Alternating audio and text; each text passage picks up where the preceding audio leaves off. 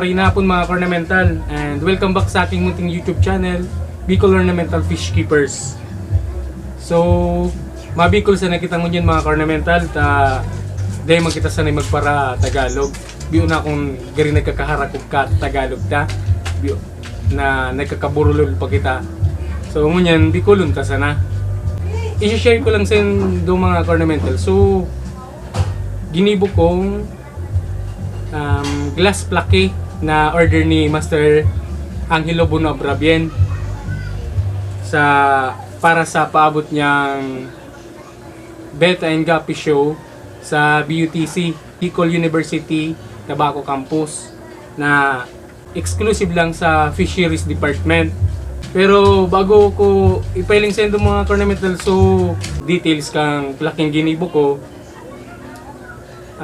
Kung bago ka pa sana sa YouTube channel ko, baguhan ng subscribe button mga ornamental. Kung dahil mo bagoon, baka ikang bagoon ko. Dahil man, joke lang mga ornamental. Tapos, pangkol naman kang notification bell para permi kang updated sa mga video na i-upload ko. Tapos, dagpo ka naman ang like button and paki-share naman para mas dakol pa kitang mahikayat na mga Bicolanong makahiling kang sa tuyang mga video na i-upload. So, ngunyan mga ornamental, nag-order si Master Angelo Bonabrabien, nag-organize siya ki Beta and Guppy show sa BUTC ngunyan na November 3. So, nagpagibo siya sa kuya na glass plaque. Ang ginamit ko palang digdi mga ornamental na materials, 1/4 na glass. Kasi kung 1/8 ang gagamiton ta digdi, bao siyang makusog. Kumbaga, madali siyang maraot. Sarong bari, pag tinumba mo lang ini, tangkas tulo siya. So, madali siyang maraot na aram tamang baga. Siyempre, pag nag-interact kita sa mga aruga na mga pa-show, syempre orgulyota na mahiling ta so sa tuyang pinagalan, lalo na na-appreciate kang ibang tao. So ginibot kang pag-groom sa mga sira na ikinawat ta sa show ninda. So kaya 1/4 ang ginamit ko.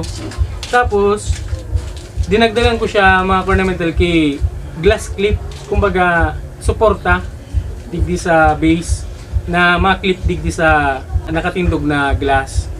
Tanganing, pag binari mo siya, saro pa ini sa masuporta, bako lang talaga sudukot niya digdi sa sa ining glass na ining pinatindog ka. Kaya para sa kuya, mga ornamental, mas in-improvise ko talaga so pagkagibo kang glass plaque. Tanganing, mas magtagal man siya sa tuya. Kumbaga, sabi nga ni, so mga parabuyong bagao, ang muyanida, so extra strong, gani baga red horse. So, aram ta na dyan kung sisi sa mga mahilig sa red horse na mga ka-keepers na dyan. So, ang madukot kayo ni mga ornamental, kang details digdi, si Master Angelo na lang. Kaya, i-deliver ko na ni sa iyatad taod. So, iyo man lang ito mga ornamental. So, i-shoutout ko na lang si Master Angelo Bonabrabien. Tapos si Pading Sebastian Santiago. Nagkuha po ako sa iya ki Magnus para sa mga groomer ki Beta dyan. Magnus, proven tested mga ornamental. So, kung gusto nindo kayo ni mag-avail, i-PM nyo lang si Pading Sebastian Santiago.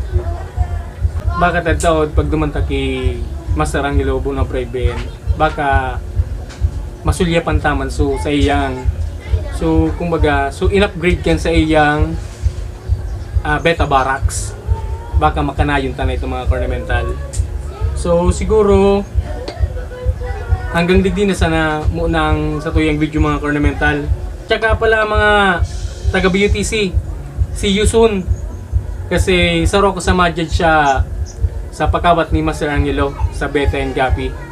So saro ko sa makilatis kang mga sira nindo. Sana mas tindihan nindo ang pag-groom. So hanggang digdi na sana mga ornamental. Salamat.